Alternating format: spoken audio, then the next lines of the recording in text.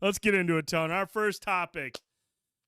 Look, man, to say Shudder is on a streak right now is an understatement. Shudder's killing it right now, dude.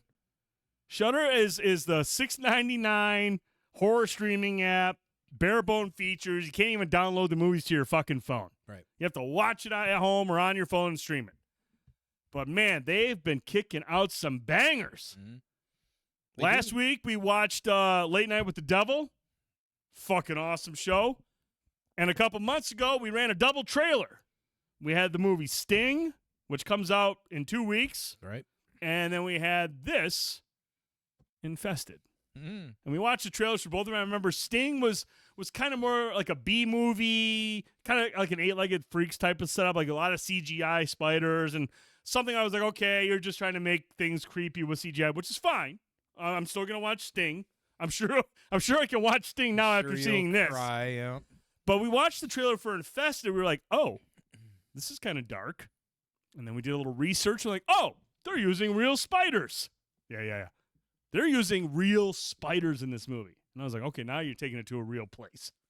Now you're taking it to another place that I'm not sure I'm comfortable with going to.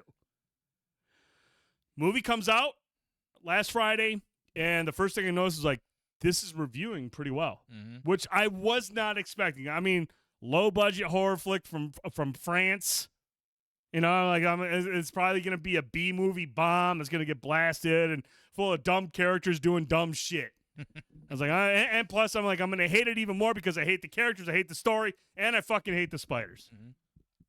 So, but we talked about last week, and I said, Tone, I don't know if I'm going to make it past the opening credits. And the way this movie starts, kind of surprised that I did. We get some spiders right away, and I was like, oh. But this is the story of a bunch of residents of a rundown French apartment building, and they're battling against an army of like deadly, rapidly respawning or reproducing spiders. That works too. Respawning, reproducing, whatever. And Trick says it took him 3 hours to watch. I can relate. I watched this movie on my phone in broad daylight with the phone about 7 feet away.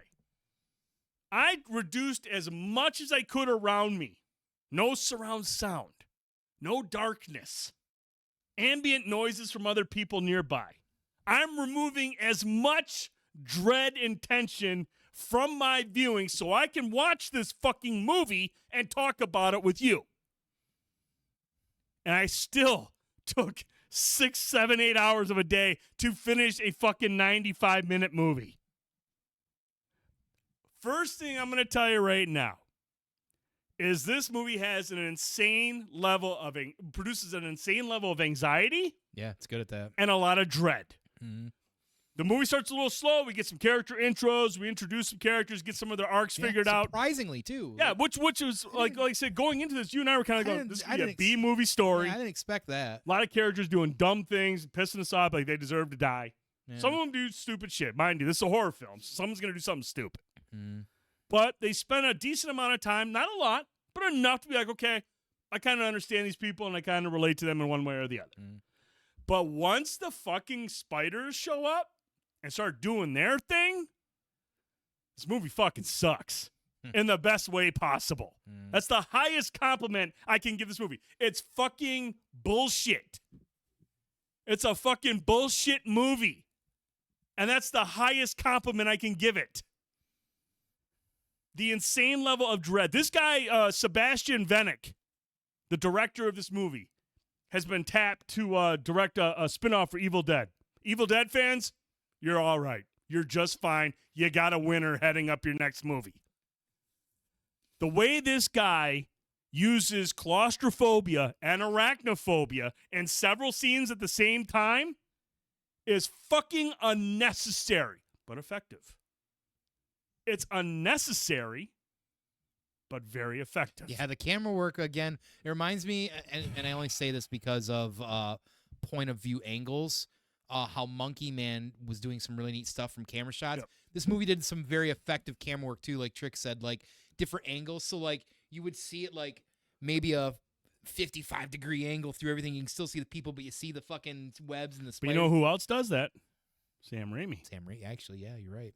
So I can when I heard this guy was tapped to do an Evil Dead movie, it was like, I see why. Yeah. Because there are the scene, and Trick mentioned earlier, there's a scene where a character looks under a bed and the camera flips. Mm-hmm. And I was like, that's very Raimi. Oh, just some very unique shots where he just, and the other part of it is the camera work is just constantly putting the characters, the actors, in very unnerving and uncomfortable proximity to fucking spiders. Yep. Again, unnecessary, but effective. Mm-hmm. And then to make things, in order for this movie to be intense and to be a lot of dread, you have to care about the characters.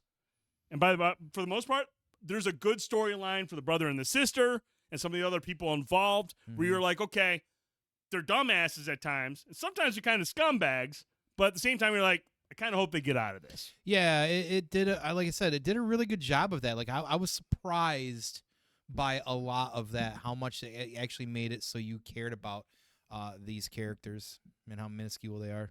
But the other thing is the performances themselves when they're around the spiders. That's where I was able to relate. And I do feel like this movie, the mileage you get out of it will largely depend on if you have some form of like arachnophobia. Mm. I have a very severe case of arachnophobia. Example, if I'm sitting on the couch over there and I see an itty-bitty spider on the floor, I am yelling to my wife to come downstairs and fucking kill it because I can't move. I literally can't move. The little spider could be going, bro, I have no venom and my two back legs are broke. I can't run fast. I'll be like, shut the fuck up. Melissa, come down here and kill this fucking thing. Right. I can't do it. Some people are different. You aren't deathly terrified of spiders, but they make you uncomfortable. Yeah. I'm like a different balance. Like I feel like growing up I was even worse, but like over the last few years of just generally like being a little bit better about it. I don't hyperventilate. I don't think like I used to, but like I said, if they are on me and I like to surprise me, yeah, I freak out. Like I'll freak out. If I can see it or it's running across, I can go take care of it, do whatever I got to do. I'll throw something around. At it from yeah, a like distance. that stuff I'm fine. And it also can depend on the size. Like I've grown up with even wolf spiders being, quarter or a little bit size bigger when you live out in the woods. Like it's just kind of how they sometimes get. I killed one in my house like 2 weeks ago that was about that size, so it is what it is. Most of them have been, a third of that size. So me watching this movie, I wasn't as like panting as maybe you were, Trick. Yeah. But it definitely had me uneasy. I was doing the shit. I was even eating dinner, watching part of this and just doing this, like to kind of looking around. I kept doing the eye check, like, kind of all around to make sure nothing was jumping on me. So yeah, I get it. No, tension's great in this. And see, and that's what I like about it. I mean, he's bothered by spiders. And like Trick, I'm watching this movie in like 20-minute intervals. Right. Because I have to stop the movie, turn it off because I am sweating. Mm-hmm. And I kind of have like the shakes going on. Like I haven't had a drink in like a week. You got to grab your binky. Dude, I was legitimately anxious, like full of anxiety, and I could not get comfortable. There are several, and again, it's not so much the sight. Like these right here, I can look at that photo and be like, that's fucked up. That's creepy. I don't like it. I'm going to take it down after the show and be happy I'll never have to see it again. But in this movie, when they showed the spiders up close and how fast they are, that's where I have a problem. There's a couple scenes where a character will there's one, for example, in the bathroom scene, when the movie really starts to pick up, like when the spider's really like, okay, we're taking over this bitch. One of the characters goes up to like a towel, and because it's moving, and of course she's like, well, what's that? And she lifts it up a little bit, and nothing happens, and then you just see upper arm. And I'm like, nope. Yeah. Pause. I'll be right back. I got to go outside for a second. Yeah. I mean, it is unnerving as fuck.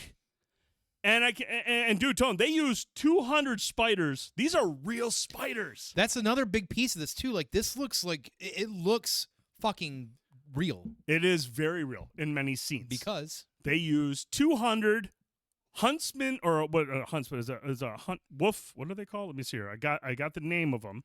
He didn't want to use tarantulas because first of all they're overused and they're just so big, and second of all they're not your typical. Oh, I have a tarantula in my basement. Now, I'm not saying these are huntsman spiders. Like, these are huntsman, and I'm not saying everyone's got a huntsman spider in their basement, but these spiders, I've seen smaller versions of them or similar-looking ones in a house. Maybe not quite as aggressive as these, but these are huntsman spiders. Now, they're known for their speed, and you see that a lot in this movie. Mm-hmm. All these spiders have the same thing. Long, creepy-ass legs, and they run 420 40s. They're really fast. Yeah. But they're not venomous at all. I don't think huntsman spiders are even venomous. If they are, they're very little. But they added the venom to the story, to create they're killers. They'll fuck you up. You'll have a seizure and you'll die and you'll deform and whatnot. But they use a bunch of real spiders, and it's interesting, man. Like this is like the director kind of went into this a little bit, and I thought this was really interesting. And this is what he said: you have to understand that they are really fragile creatures. He's talking about the spiders that he used. They are always afraid, and they want to hide. When they're on the floor, they will run, and they will seek a place to hide in the shadow. They're able to run for about 10 seconds, and after that, they're completely tired. After that, I can just put them on the wall, let them stay there, and I can film the rest of the scene because they're not going to fucking move. Which is like crazy. This guy's talking so nonchalantly, like, oh, yeah, we just pick them up, put them on the wall, we're fine. I'd be like, get me the fuck off this set, dude. Right. I don't want to be anywhere near this place. Yeah. But, there's a lot that I enjoy about this movie. I would say it's a really well done horror film, and up until this point, Arachnophobia was probably, in my opinion, the best spider movie. It's always been the benchmark at that point. I mean, great performances. You had a great cast: Jeff Daniels. You had John Goodman, the dude who played Warlock. I think he went disappearing. Actually, did you? He's the doctor.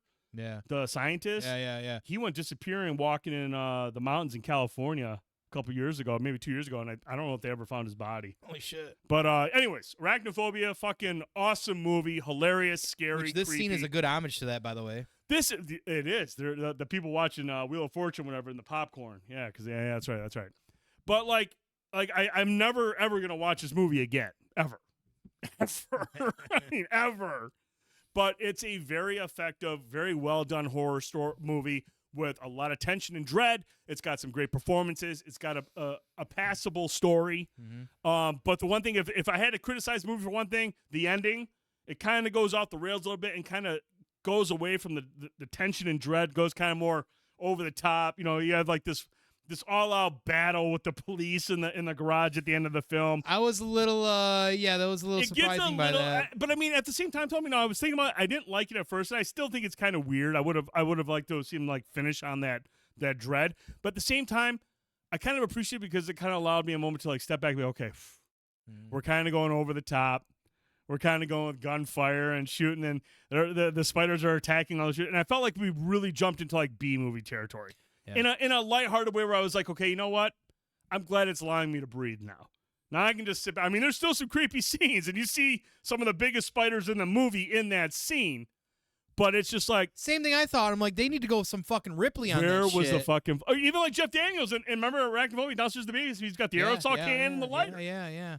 And they allude to that. We see one Molotov cocktail that scares them all, that scatters them, and they show several scenes where lights are scaring them. We're like, yeah, where's the fucking blowtorches? But, again, I understand why it went for the tension and dread, and I think it was really effective. But the ending was just kind of like, okay, we're kind of getting goofy, but at the same time, I appreciated it after the fact because I was like, you know what? It gave me a chance to just, okay. Yeah, and they definitely kept the door open for a sequel. Yes, they did, and I fucking hated the way it ended. Yeah. Because I was kind of close to my phone at that point. Oh, shit. And when funny. When the fucking, there's a scene at the end before the credits roll, and you're thinking like, okay, everything's good. We're fine. And they set it up, and I should have known better. And when it happened, I banged my knee on my desk, and I'm like, you motherfuckers, one more time. But overall, this is a very, very good, very effective spider horror film. In my opinion, it's the best spider horror film I've ever seen. Yeah, easily.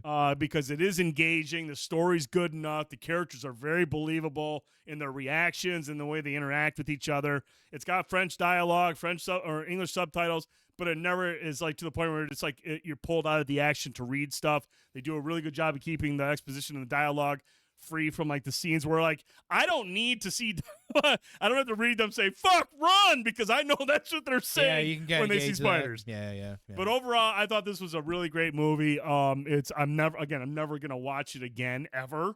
No. But if you have a chance to sign up for either Shudder or AMC Plus for the week long membership trial, I recommend doing that. Check out this movie. If you have, I felt like I didn't need to read the stuff. Most of the time, like I said, other than the scenes where they kind of dove into some of the deeper themes with the characters, I appreciated them. But for the most part, I knew they were saying, let's get the fuck out of here most of the time. Right. Run. But, Tone, where does this stack up with your all-time spider movies? I mean, I don't feel you like like Eight-Legged Freaks. I know that's a classic in your regard. You try to use my own joke on me, you prick. David Arquette.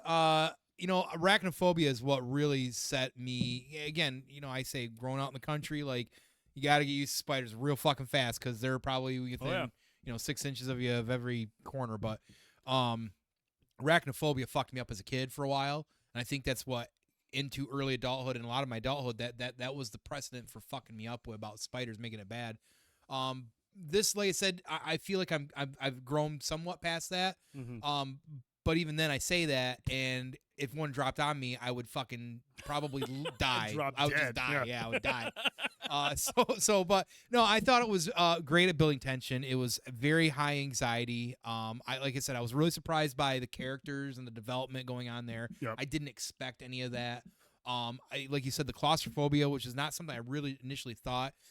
But the packaging it into that apartment that they weren't allowed to get out of because it was technically a quarantine as well too was actually pretty smart how they did that. I like I said, I thought at first I was like, how are they going to keep these people? And I was like, oh, yeah, that's interesting. It was a lot of neat stuff that they did with it until, like you said, the end got a little bit campy, and even I was like, Jesus fucking Christ, is Terminator going to come out and start thunk, thunk, do that part too? But no, it was a good movie, and Shudder for the $6 or $7, and I turn it on every few months. I feel like, just to catch up on some stuff.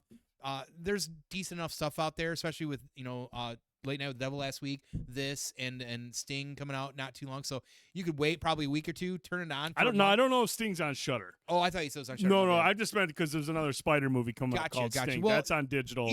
Regardless of that, Shudder, it does have a lot of B bullshit on it, but I do find heart in that sort of stuff. Yeah. If you like horror stuff, it's worth once in a while turning that on. This is a good reason to do it because honestly, by the time you rent a movie on Amazon, it's $4 or $5 anyways. Yep. By the time you buy it, it's $12, $13, $8. You can have a little handful of movies and boom, you're good to go. So what's funny too is I sit there and say I'm never gonna watch this movie again, but whenever it does come on VOD for me to buy, probably gonna add it to my collection just to tease myself. Will I watch this? Probably not. There you go. But you never know. Sometimes you just want to watch something that you think to kind of get past your own fears, sort of thing. I can't stop talking this.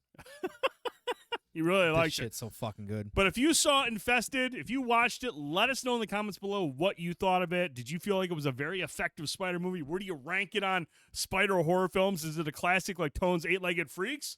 Does it challenge something like Arachnophobia? Or is it the GOAT? Is it the GOAT? I feel like this is the GOAT. I feel like this is the best spider horror film I've ever seen, and you can't change my mind on it. Took 30 years. I'm never going to watch it again to back it up. I'm just going to say, trust me, it's a fucking nightmare to watch. Yeah. It's terrible to watch, but very effective at what it does. Well, let us know in the comments below what you thought of Infested. Britt's going to watch it. We want to hear from you. Watch it. She's not going to watch it? How far did she get? Oh, she didn't even watch. She had no interest. Britt! Yeah. Come on.